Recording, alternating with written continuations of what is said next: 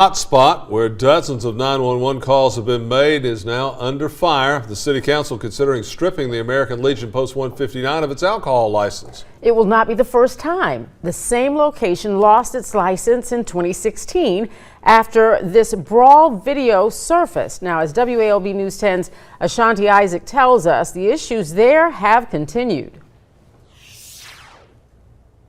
The parking lot of the Legion sits empty now, but on the weekends, they can see anywhere from 200 to 500 people, causing those in attending to park on the sides of the streets and sometimes even into the residential yards behind me.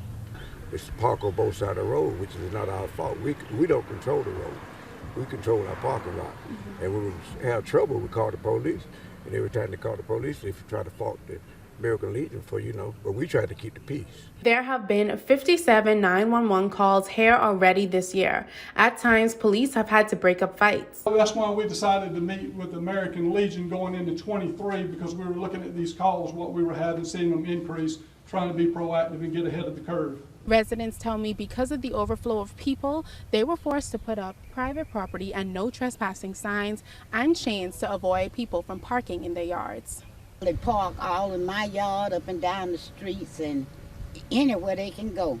Sometimes they have every corner parked on, all up and down the street, where you can't get in, you can't get out. Many of the calls for services have been for noise violations. Police and neighbors agree the ordinance needs to be more clearly defined. The noise ordinance that we have now is not very clear. So how is it one neighborhood or disturbance, one downtown, you can hear the whole music like all around town?